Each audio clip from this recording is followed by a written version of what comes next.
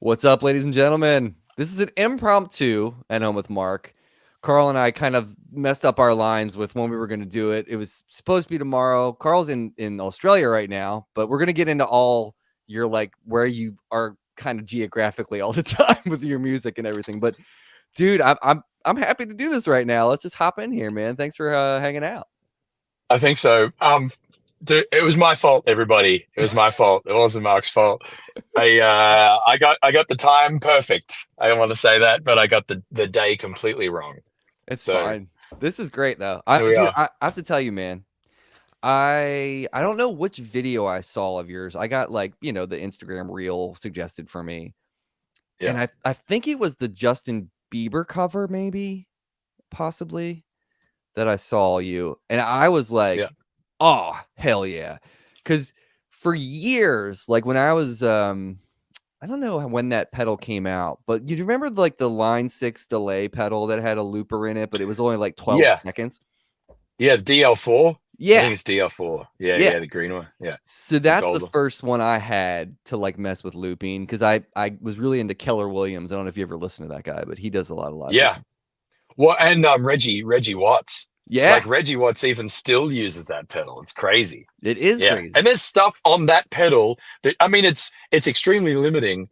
Only 12 seconds, and it's not designed for looping, but there's still some things that you can only do specifically on that pedal, and that's why they still use it. It's crazy. Yeah, it's wacky Yeah. too because all that delay stuff that you can get like coming in and out, like what Reggie does with it. Um, Yeah.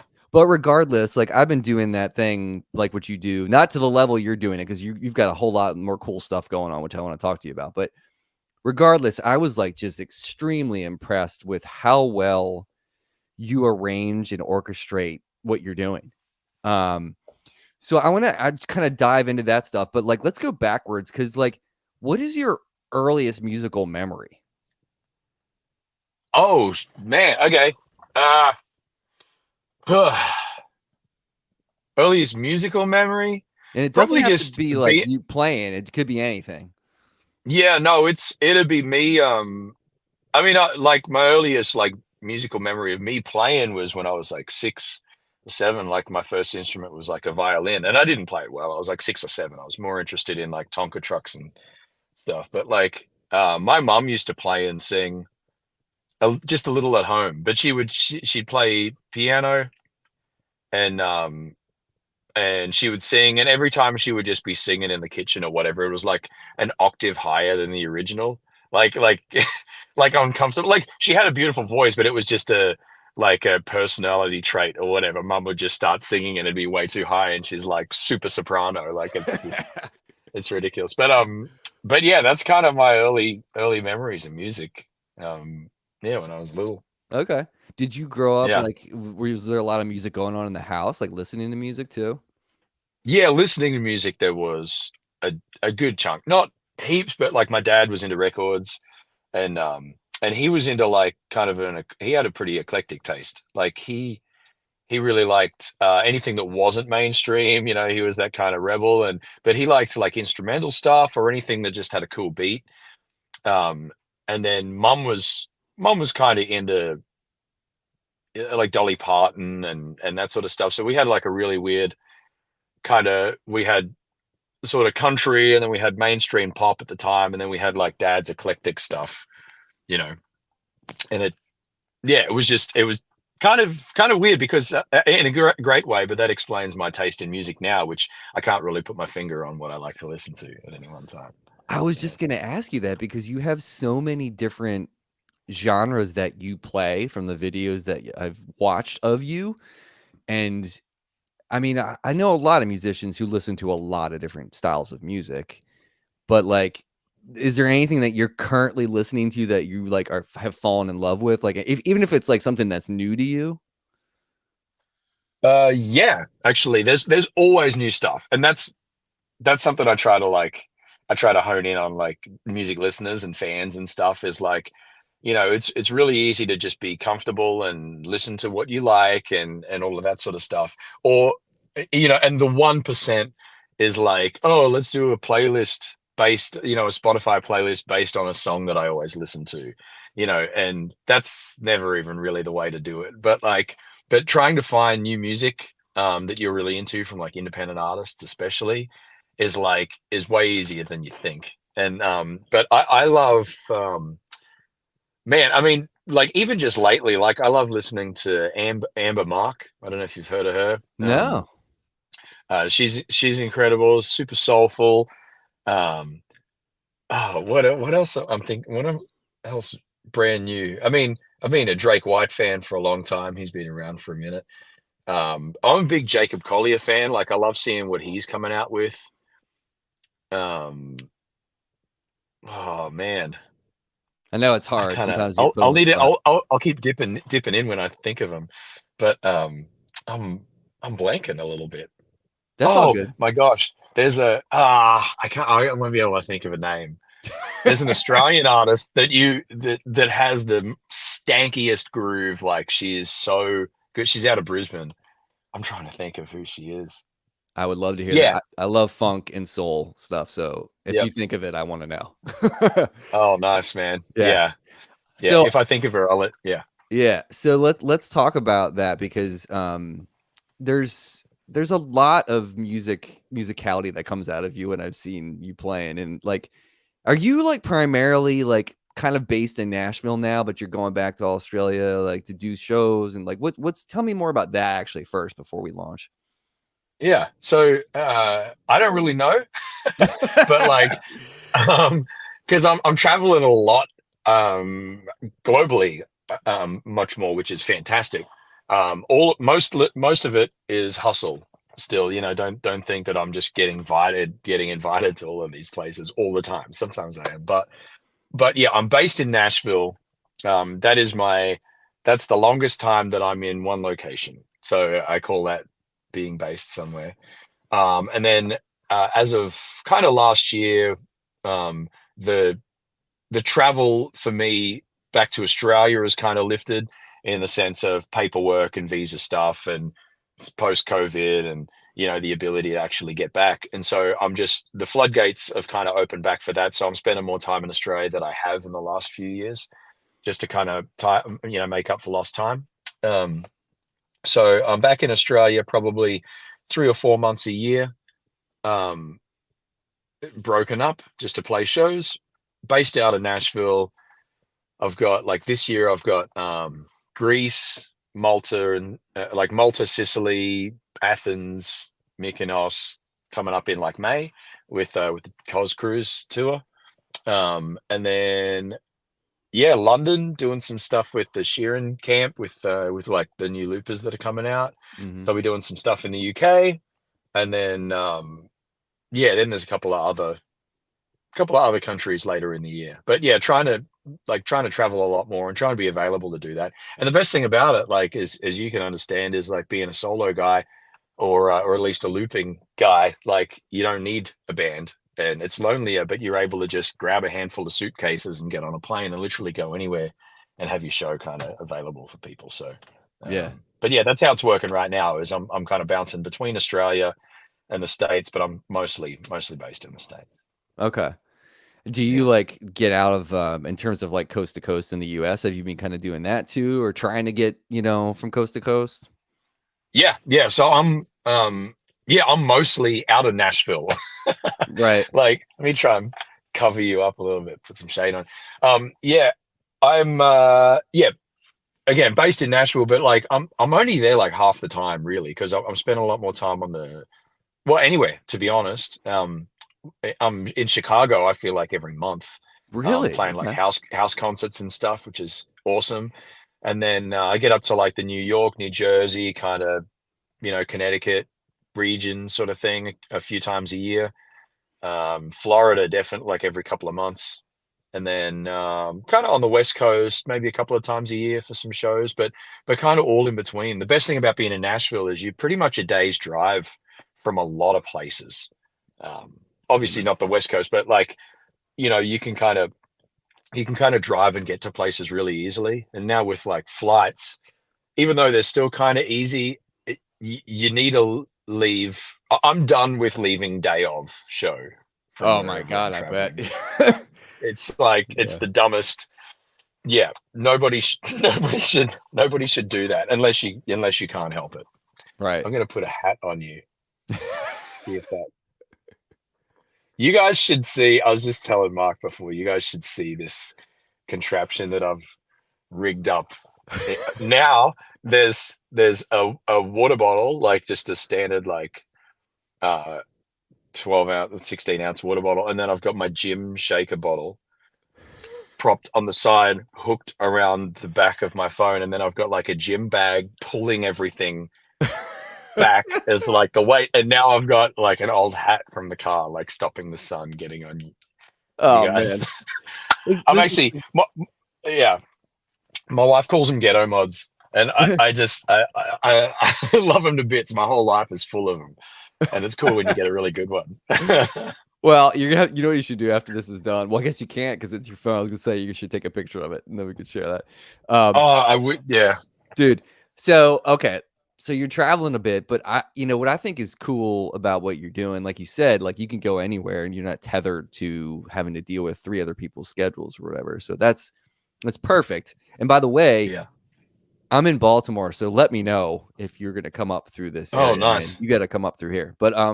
Yeah. But basically, I wanted to talk to you about like, so why guitar?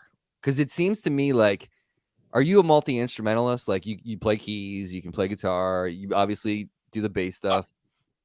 I am on a rhythm perspective. Like I can play drums, or I do play drums and have a lot, and then and bass, because I'm a percussion guy, or like I'm a rhythm guy and a guitarist. It just kind of makes sense. Even though I would argue until the cows come home that like bass guitar is a rhythm instrument more than it is a stringed instrument. Oh Like yeah. it's more, but so that's why I find it easier to play bass, and then guitar and sing. I I can pretend to play keys for like 45 seconds, and then outside of that, I no. I went to, like I learned to play, like I had lessons when I was maybe 10 for a year, but the teacher that I had was very classically trained, and I was 10, and I just want to play stuff that was on the radio, like songs that I know, and it was like all these old classics that at the time I was like, nobody's ever heard this stuff, like this was the music they first invented, and I just wasn't interested in playing it. So I've got some muscle memory there, but I wish, like anybody that you will ever ask this question to, like, do you wish you learnt more instruments when you were a kid? The answer is always yes. And the answer, if it's not keys, is always keys. Because like you can do, like nowadays, like you can do so much with a keyboard. Mhm. Like you can, with MIDI sequencing and sampling, and like the ability to produce on a keyboard, like you really, if you're just starting out and you're choosing an instrument, if you want the most versatile thing that you could ever have, a keyboard is easily the one. But then a keyboard is something you can't take to a campfire and whip out and play Wonderwall. That's the thing, Like, man. That's the thing. yeah. But I think that I mean, from watching you, I mean, obviously, like you're very at home on on the guitar, but so how did that happen? Like, why that instrument? Like, why did you deviate from the piano and like when did that focus switch? What did you hear? What did you see that made you want to do that? It was just cool. I mean, there was probably a bunch of other factors in it, but like I picked up the guitar when I was maybe 14, 13, 14. And at the time I was in, grade 8 at school, and there was a couple other people that were kind of playing guitar, and it was right around the time that my was at grandma's place, and she had this old guitar that I kind of, up until that point I just kind of look at it and go, oh yeah, it's there, and then I started to like gravitate towards it and pick it up and like try tune it and whatever, and so it all just kind of perfect storm happened, I guess.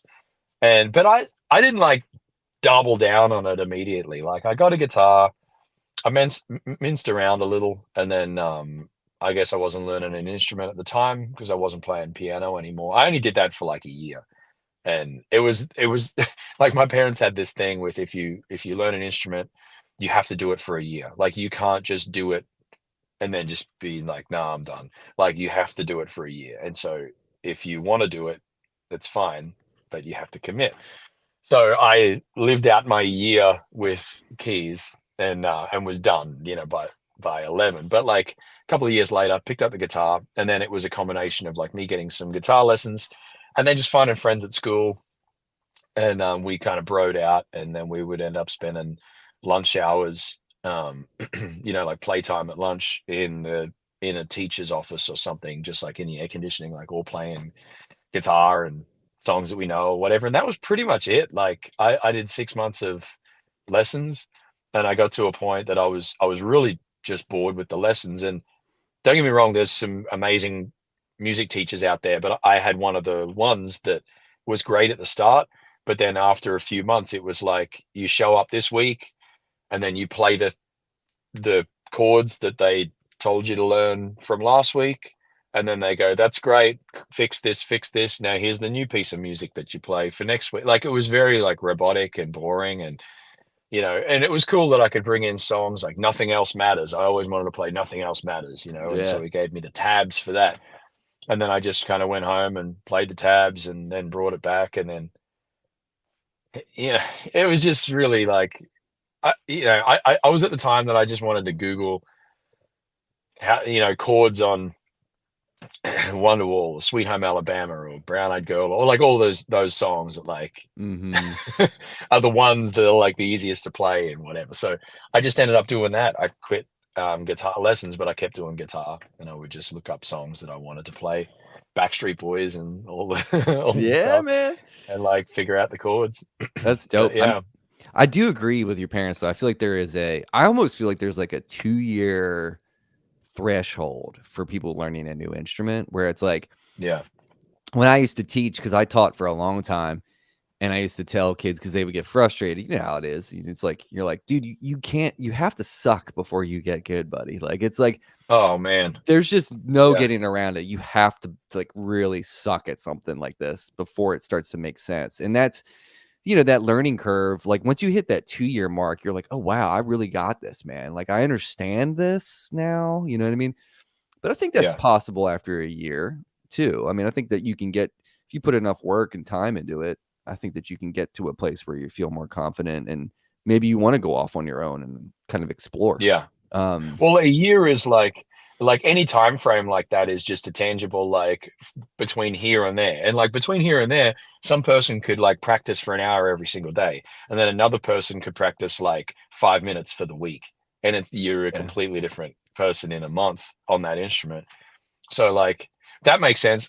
The like my parents' reason was like we don't want to rent or buy an instrument for you to just give up on in a month. Like we can't afford that shit, like That's also we, fair. we yeah, I mean that was where it came from mostly for them. Like we didn't, dad's a builder and mum was like an admin, kind of the receptionist for my dad's building job, and so we were living paycheck to paycheck like a lot of other people were, and so we didn't have money to throw around on instruments. And most of the time, if we could do it through school, um, like rent a flute or a trumpet or something from school for like $20 a month, then that was the way that we do it, because it'd only, be a certain amount. But I remember we bought my violin because it was the same cost, because it was cheaper to buy it than pay 6 months rent on the violin that we were going to rent or whatever. So I still have, it's like this big, like Nice. you can't see it. It's like this big, like it's tiny.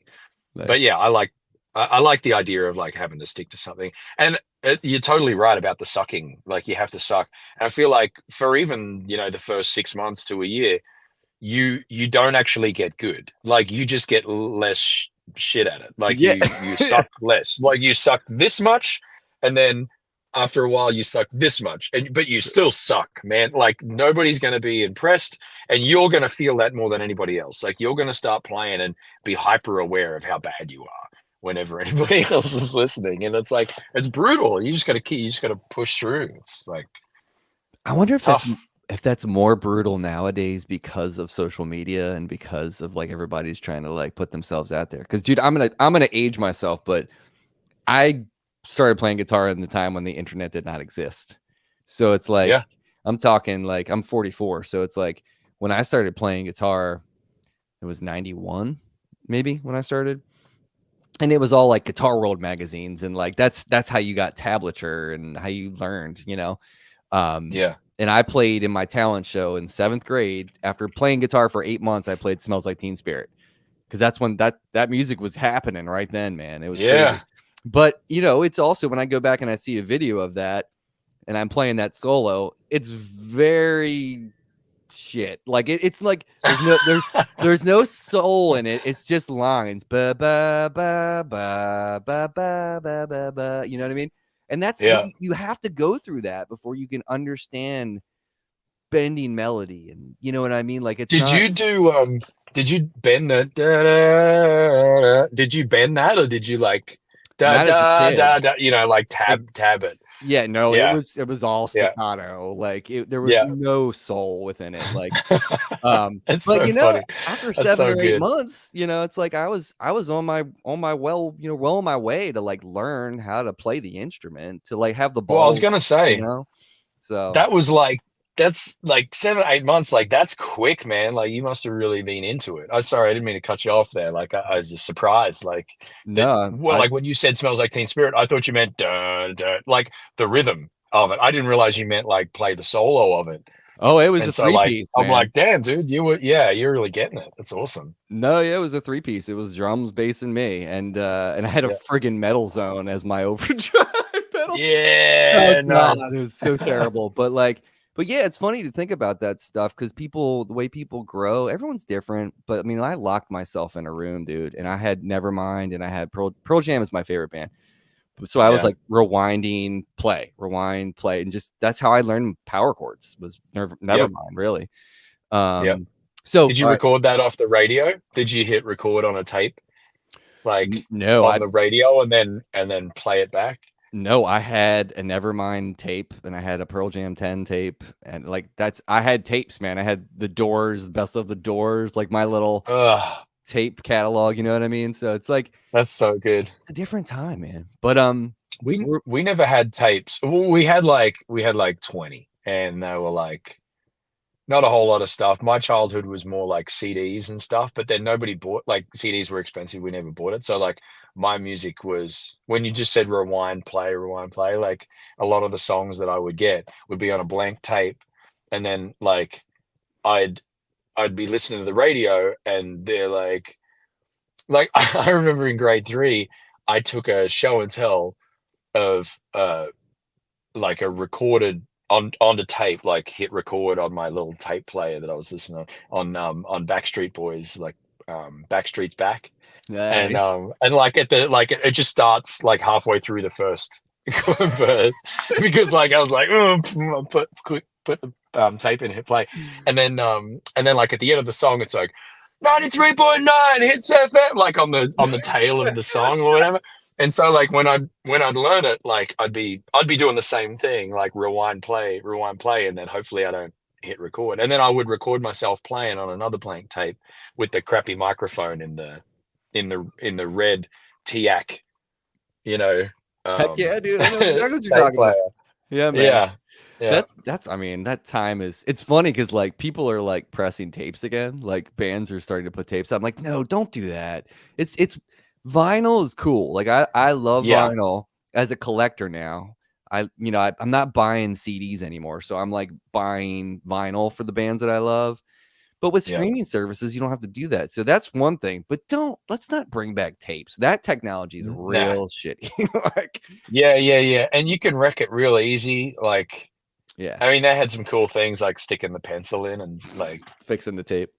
fixing it and stuff. But vinyl is such a tangible, like, there's something so, or analog is obviously the right word for it, but like people don't understand what that, like when you can physically see the needle moving and hit, like, it's rubbing up against a channel of vibration. Like it's physically moving and making a noise from that. It's like watching a fire, you know, like being mesmerized by watching a fire and the flames and stuff. Like when you have a record, it's like that's doing it. It's physically, it's doing it right there. It's not just like conjuring it from the ethos, you know? No, it's super crazy when you think about it that way. Yeah. But I mean, as you know, as a collector, as somebody that collects things, I think that that's the way we're all kind of collecting music these days, I guess.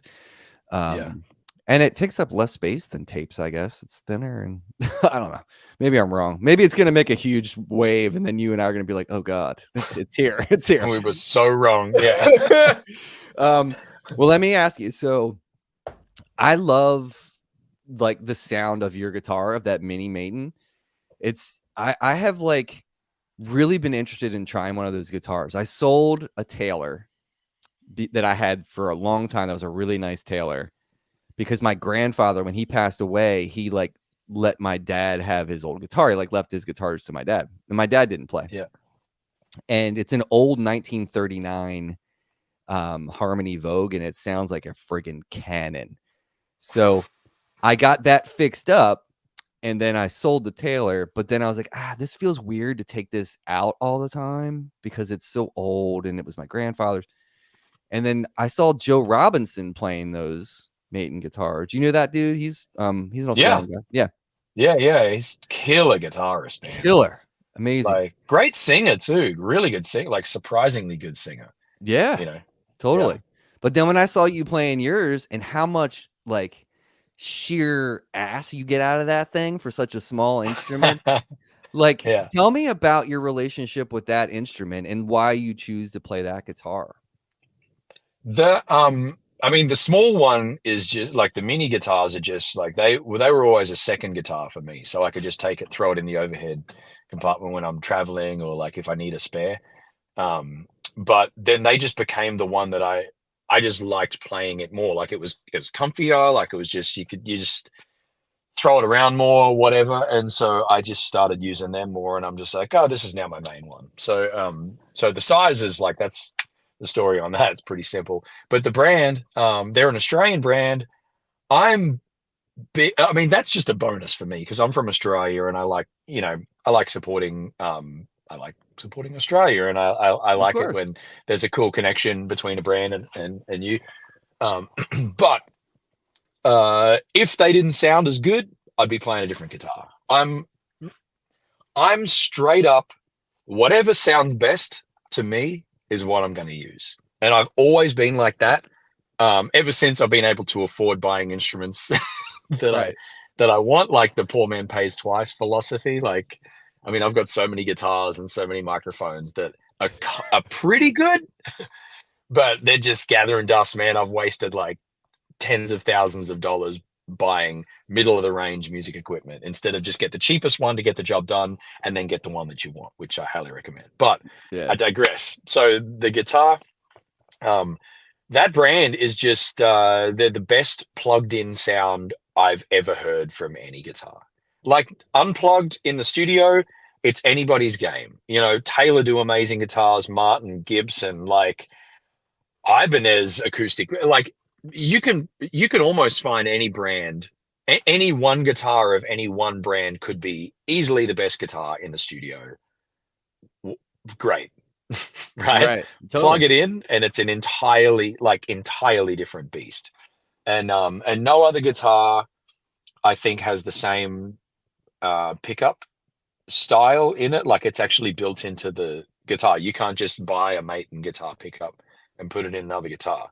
Like you could if you wanted to, you know, Frankenstein it, but you would have to literally cut the entire like a hole out of the top of the guitar and like place the whole thing and build it. It's built in. So Mhm. basically there's a microphone and a piezo pickup under saddle pickup, and each of the pins, the string pins, are sitting like have a connection point to the under saddle as well. So you find a lot of guitarists like Tommy Emmanuel and Joe Robinson and Keith Urban and like a lot of people who are guitar guys who Mhm. aren't just strum guys. And because you get a real like flat frequency response, and you get a real like it's not really bright. It's not like tinny and high end. It hits the note and it's real like means business. So when they're playing solos or whatever, you can really hear every note and it's beautiful. So I just play that brand because that's what it is. And don't get me wrong, like I've tried like pretty much all of them, like all of them except for the ones I can't pronounce, and well, even most of them I've tried, and I've A and B'd a lot of guitars against it, and some of them sound amazing until you plug a Maton guitar next to it, and then you go back to the one that you thought, oh, this sounds pretty good, like a Martin. Like I like Martin guitars. I'm a big John Mayer fan, Mhm. and I've tried his JCM, and it sounds great.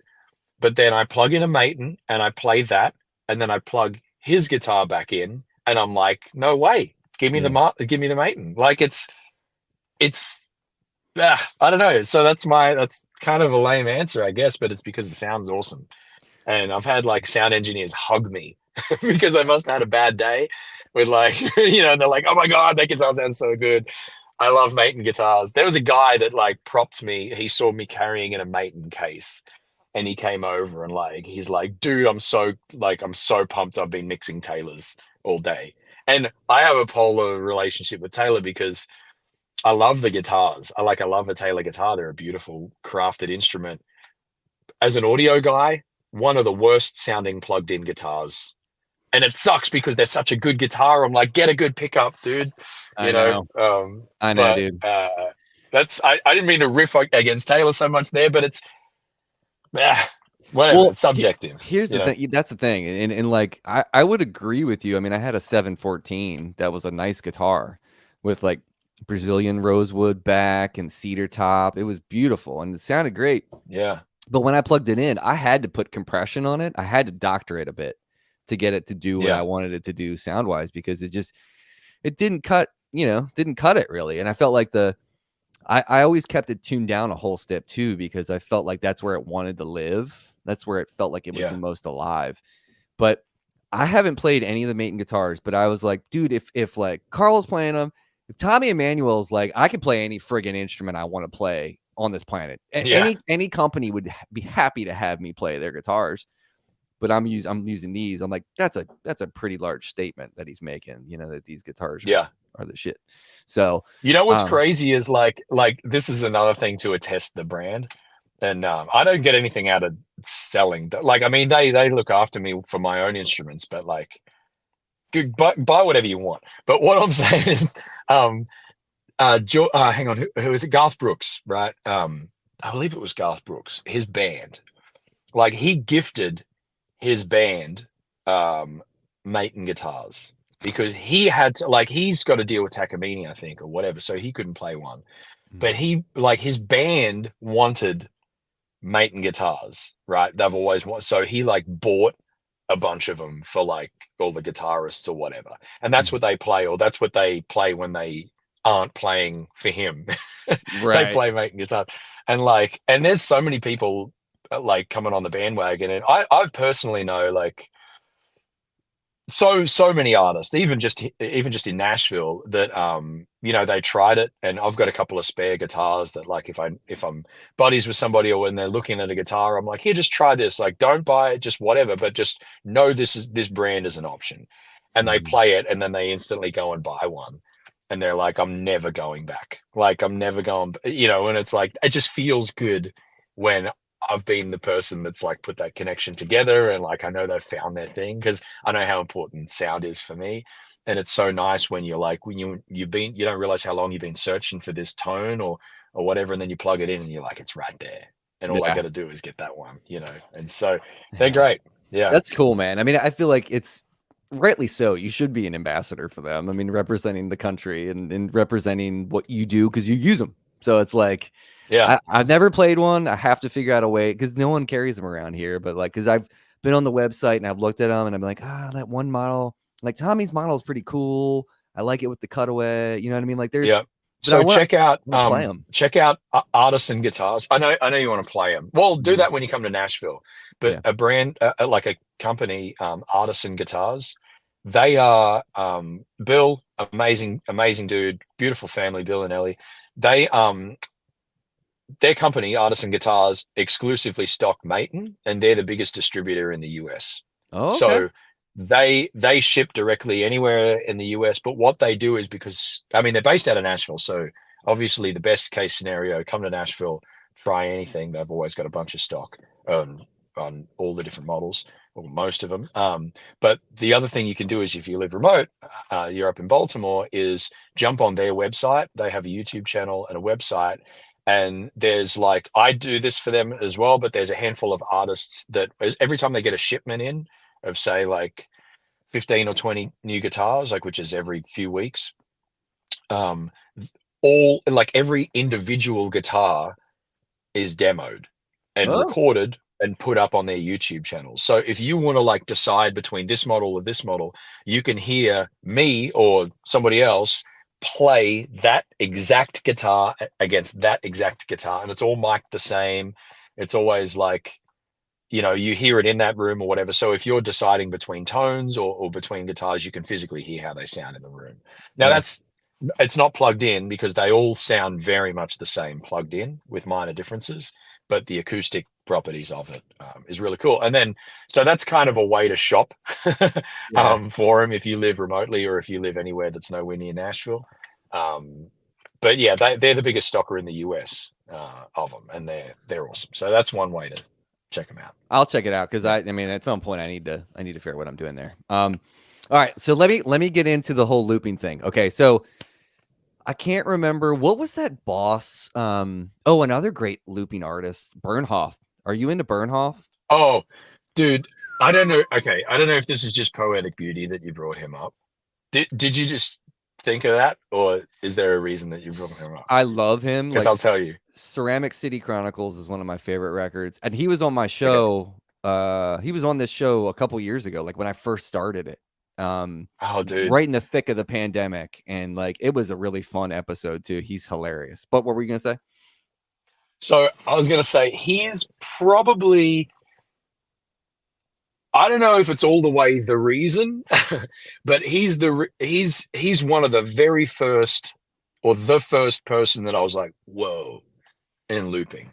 When I'm sure, so if you know him, like, come on, talk to me, I would try my utmost to be honest with you, try to, and he was Yeah. looping on a Boss RC50, and I remember like he had some kind of Frankenstein Epiphone look guitar with two, like the low, like the E and the A string were like bass strings, Yep. like bass guitar strings, and he's like playing that, and then the top four are like regular guitar strings.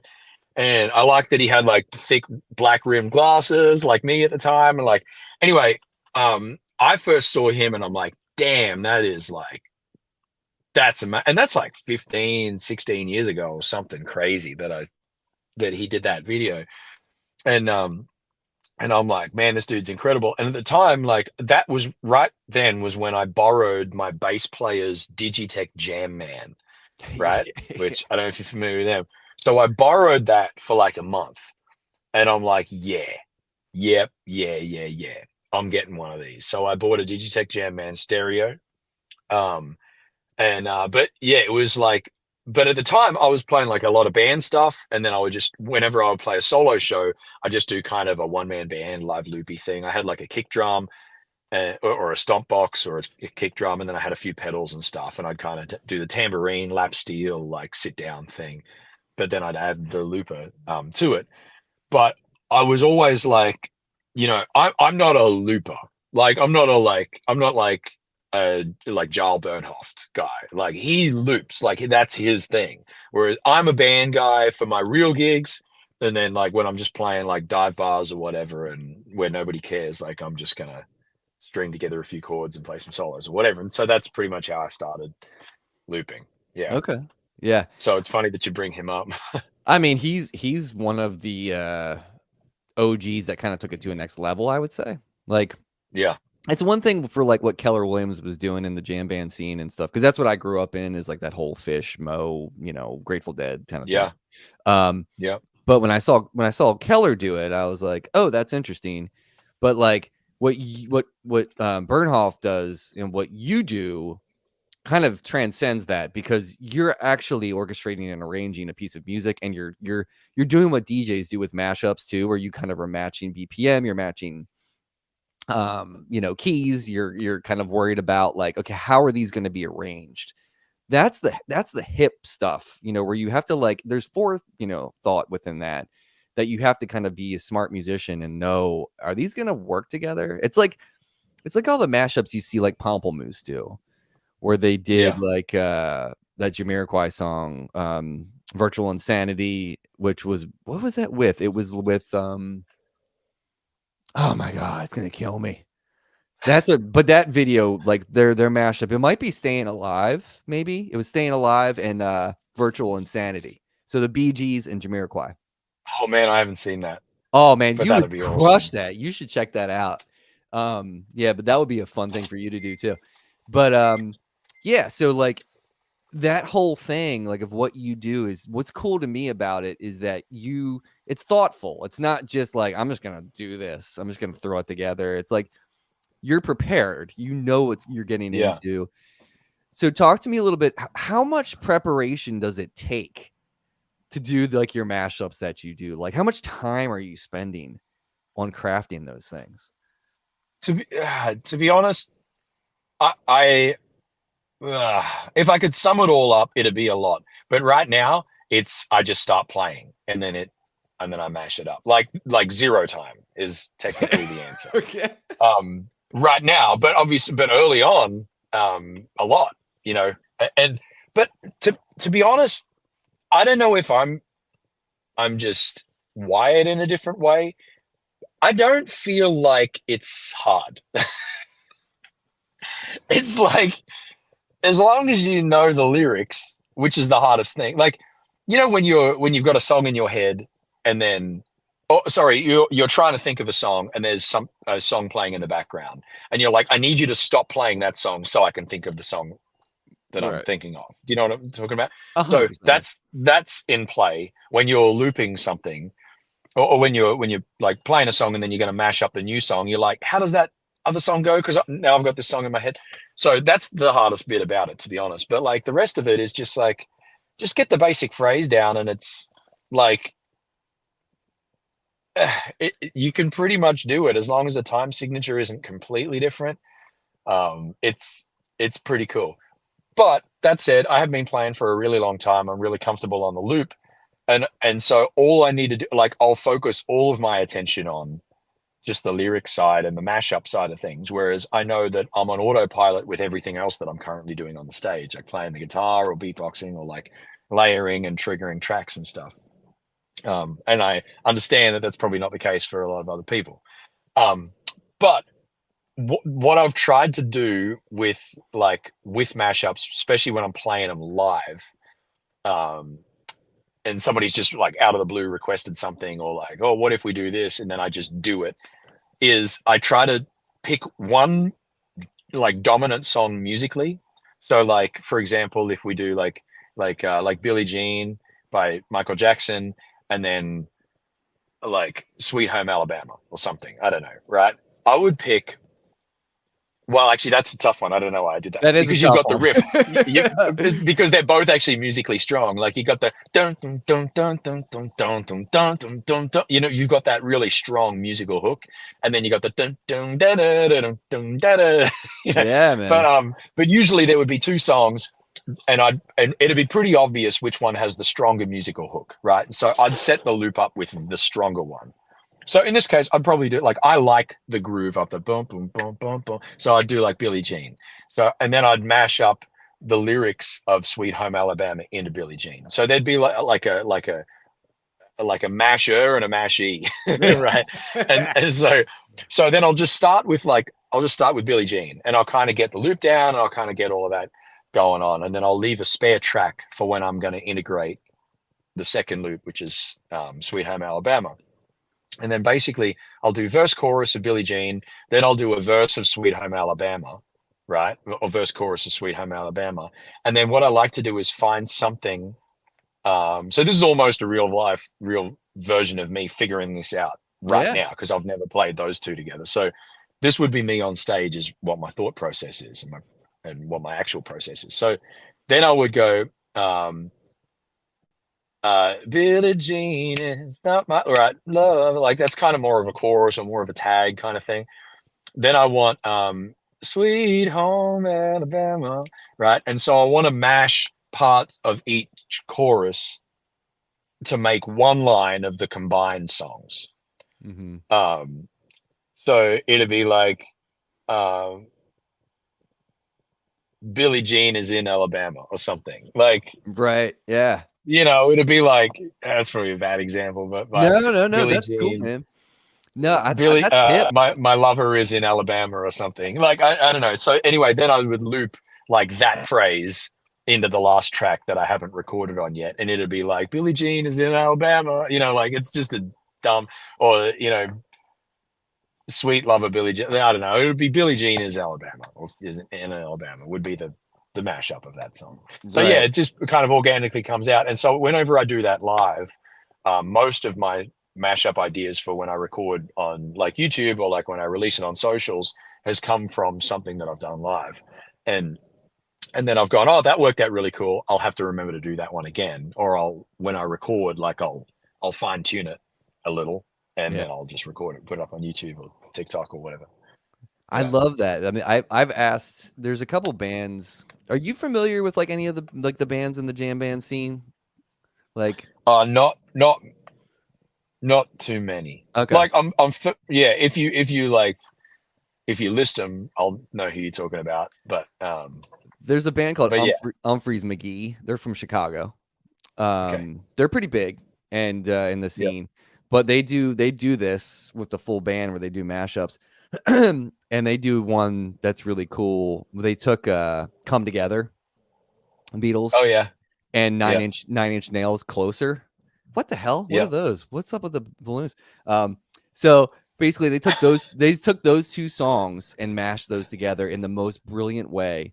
And to me, that stuff is like that takes a lot of consideration about. Now, when you're playing with a full band, it's a little bit crazier, right? That you have to worry about all the different players in the band.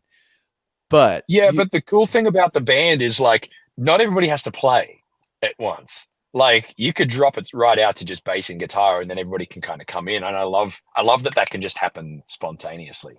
oh my god, yeah. Yeah. Are you doing gigs with a band down there, like in Nashville? Like, do you have some guys that you play with sometimes? Really? Nah. Okay. No. Do you play No. electric at I all? Yeah. I used to play a lot of band stuff. I have done little bits and pieces, but I'm trying to be. I'm trying to just. I mean, don't get me wrong. If I had accomplished everything I want to accomplish, things would be a completely different thing, right? But Right. I'm still, and for the foreseeable future, will be really trying to dominate, my musical career and go as far as I possibly can. And for me, that's a solo live looping performer, Yeah. and so I feel like I don't want to put shade on that with or confuse my brand, by Totally. doing Yeah. that. Don't get me wrong, I've got some buddies that, if we're like songwriting or if we're whatever, we're kind of riffing out and jamming and stuff, but it's never a live thing, you know. Right. And yeah, it might be something impromptu, but it's not something that I'm like putting in my calendar. Yeah. Okay, that's Yeah. fair. Well, let me ask you before we're running out of time here. So BV just brought this up about the Sheeran looper. Yep. So BV Carl is hooked into that and is definitely involved with that company and has been showing off that stuff. So like when I saw that, did that just pop last week? It was last week, wasn't it? That came out It was a couple of weeks ago, I think. because Now, but Andertons did a yeah. video, and then I saw your stuff. Yep. And then like I saw how they had the two different models, like the larger model and then the 2-foot switch one, which is kind of like what I'm Yep. used to with that Boss XL20. That's what I had, that little guy with the Yep. two. Um, Yep. do those pedals on the Sheeran model looper, like the one that's the dual, do those kind of feel like the Boss pedals? Because they seem like they might be a little bit Exactly. better. Okay, okay, They're a little more. They're a little bit tinier. They're smoother, okay. but they feel almost the same as the Boss pedals, and they're deliberately like that because Ed first learnt on an RC20 or an RC30, Mm-hmm. and he'd only ever played on that, and so when they designed like the X and the Plus, which is the small one, they wanted basically the same feel, and that's also what he was already playing on stage when they did his custom pedals and stuff. They just wanted to extend his Boss pedal, so they're very much the same. Yeah. Okay. So does it Yeah. feel like, was there any learning curve when you started working with those, or did you feel like, oh, this feels so much better? I can see like my sets going in a completely different direction that's gonna like take it to the next level. Uh, Definitely a learning curve in terms of like the workflow that it currently is. But like I kind of need to do a video about this because I've had a few people ask about it, but like I'm not integrating, nor should anybody integrate a pedal without some kind of preparation, right? Especially if it's something so big as a looper. Now, for me, like I've been looping for like 15 years. And so if it was just the 2-button one, which translates the same as like the Boss, RC20 or 30 or whatever, then I would say it's kind of a no-brainer. Like the audio quality is better. If you're looking to upgrade, like that's definitely a fantastic option. And probably one of the best in terms of a two-button pedal. I think it's fantastic. With the big one, see, I currently use a Headrush looper board, and the workflow and the button layout is quite different to the Sheeran looper board. And Mm, that's not to say that I couldn't kind of flow across to it, but I've been working with the team for a little while, and I've found the boiled down workflow that works perfectly for me that I would like to stick with. And so that sort of stuff is going to be integrated in like firmware updates and that sort of stuff of kind of what I've put in and requested and stuff. So I'm just kind of waiting for that sort of stuff to happen before I roll over. But that's right. all saying like that's the brain of something. It's almost like saying, hey, there's a new motor for your car. And then all these people are going, oh, put me down for it. And then a bunch of people are going, well, hang on, it's actually not compatible with my car because I have an old vintage blah, blah, blah, blah, blah. Or my car, I need to be able to, my car, I need to be able to do this. And this new engine doesn't do that, but it does all of this other stuff. So like people jump into things way too quickly. And it's, I don't want to push people away from buying it or sales or anything like that, because I do believe it's like at the top of the food chain in this climate. But I think the flow and the functionality is different to what's currently on the market. So, either wait a little bit for the Right. firmware update to come out if you want it to operate the same way as you're already doing, or get excited and try out a new workflow. And like for the videos that I've put up for both of these two pedals, the X, which is the big one especially, I learnt the workflow that it came standard which is Ed's signature workflow, the way that he selects a pedal and uses a mute mode. So I Hmm. learned that specifically to put those videos up, and they work amazingly for him. And for some people that I've seen on the forums, they're like, I prefer this workflow.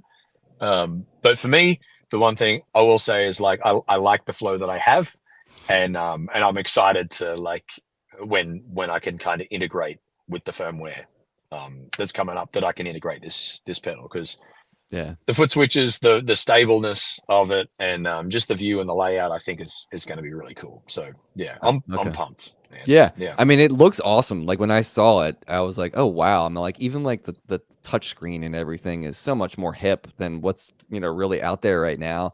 And like yeah, seems pretty accessible and pretty, I mean, like it seems like it's, from what I saw, it's pretty intuitive, you know. yeah. Um, It is. Yeah, so it but really is. yeah, Yeah, it's cool. I mean, you make it sound so good. I was like, oh man. And then like when I saw the Anderton video, I was like, oh, those guys are kind of like, scratching the surface, and it seems like it's doable, like in terms of using this for anybody that wants to kind of start getting into looping. yeah. Yeah, Well, I don't with the know. plus pedal, the small one, I'd highly recommend that for anybody who's either just wants a basic audio upgrade or whatever from the RC20 or 30, um, because it operates in very much the same way. It's got a few extra features and stuff. The audio quality's better, um, and there's a couple of little bits that make it easier. But and there's different modes and stuff you can use. But essentially, they're more similar than they're different. but Right. but yeah, the big looper, unless you've used a looper, I'd or unless you just like diving right in, like it's the same as going, I want to learn photography. Let me buy a high-end DSLR camera. Right. Like that's and then you have no idea what an ISO is or what aperture is, or it's you can't be shitty that you don't know enough or haven't got enough experience, Mm-hmm. which is might be limiting for a big pedal. But yeah, they're fantastic products, and like I'm just excited to see how it rolls out. I think they're going to be really popular, and I just hope that people aren't too impatient with stuff, because like everything that's come out, like even all the Boss loopers that have ever come out, like especially the newest one, the RC600 and the Headrush looper, they've been out for years, Right. and they're still tweaking little bugs and updates and all that, and it's like this Sheeran pedal's been out for like 2 weeks, and people are like, oh, it glitched out or at one time, or it's, this isn't available immediately to me. It's like, dude, it's a piece of technology now. Like all of this stuff is going to be fine, but like Right. nothing is ever going to be perfect these days because it's not analog anymore. It's not effect on, effect off. It does all of this crazy stuff. Yeah. So hopefully people just have a little bit of patience with, And I think it'll get there too, man. I do think that people, especially the guitars seem to be pretty persnickety, if you don't know that, like by all the yeah, forums. yeah, But I think that pedal, in and of itself, I mean, I was pretty impressed when I saw, what was possible, because it starts to kind of light some light bulbs. We're like, oh, you could do this with that. You could do this. You know what I mean? Like, there's yeah, so many different applications that each individual musician could kind of take it and run with it with whatever their vibe is. So yeah. I don't know, man. Yeah, it's really creative. Yeah. Well, I mean, I think I'm gonna let you go. I know this was impromptu and you're sitting in your car, man. And I don't want to hold you up, but dude, like, I really love what you're doing, man. I hope I get to see you live sometime. I'm not down in Nashville all the time, but I'm due to come down. Last time I was there was like 2021 or so. Oh So yeah, too long it's ago. been a Well, I'll while. be. I mean, I'm always traveling around, so hopefully we can do something up in Baltimore, which would be cool. Yeah, that'd be But yeah, great. If you're looking for places to awesome. play up here, let me know too, because there's like so many cool like clubs and stuff that you'd fit great into. All right, maybe we got to do that. Yeah, let me know, dude, for sure. All right. Well, Sick. anything else you want to promote, like any like new music coming out? Anything you want to tell people? Always new music, always new content. I'm posting every day, if not almost every day, on all the socials. So, just please check me out. Yep. And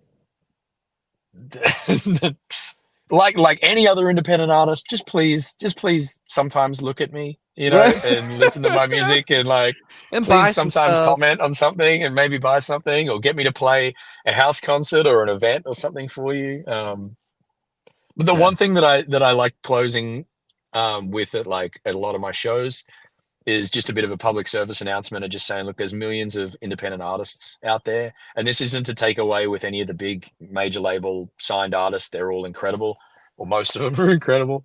But I feel like at least for every major artist out there, there's at least two equally incredible independent artists that just don't get a chance to be seen or heard.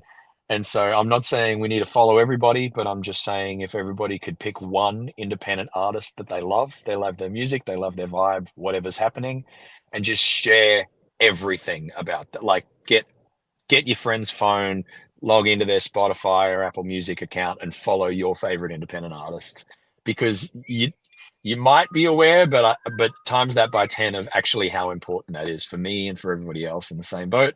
That's all we have. Unless you want to drop a quick $1 million and help me promote my stuff, like just please tell some people about my stuff, or your favorite independent artist would be incredible. So Yeah, absolutely. yeah. Well said, my friend. Well said. Yeah. Well, Carl, dude, I am so happy that we got to do this, regardless of any mishaps, because this is so great. I really Me too, appreciate you man. We taking got to do it again. Yeah, we'll do it again sometime. And then, like, if you come up here, man, we'll shoot some. I actually just did I'm starting to do this thing called Gear Gab. Yep. And I just went to see the Tedeschi Trucks band. They were just here Saturday. I don't know. Are you familiar with those cats? Yeah. Like Derek Trucks. Damn, man. Yeah. So I know their keyboard player, Gabe Dixon, and he was like, come to sound check and we'll do the Gear Gab. So I shot like his rig, like his keyboard rig and everything. So Oh yeah, if you come, we'll do something like that, and then we can do an actual kind of walkthrough of how you're doing all the looping and stuff. That'd be fun. So that'd be awesome. Yeah, yeah. that'd be awesome. Cool. Thanks, man. Thanks Yeah, for dude. having me. Absolutely. Hold on one second, Carl. Everybody else, thank you. This lives in perpetuity on the channel, so go back, check it out. BV, thanks for moderating. Please check out Carl's stuff. Go to all the links I just posted up there. Take care of yourself. Take care of each other. We'll see you next time.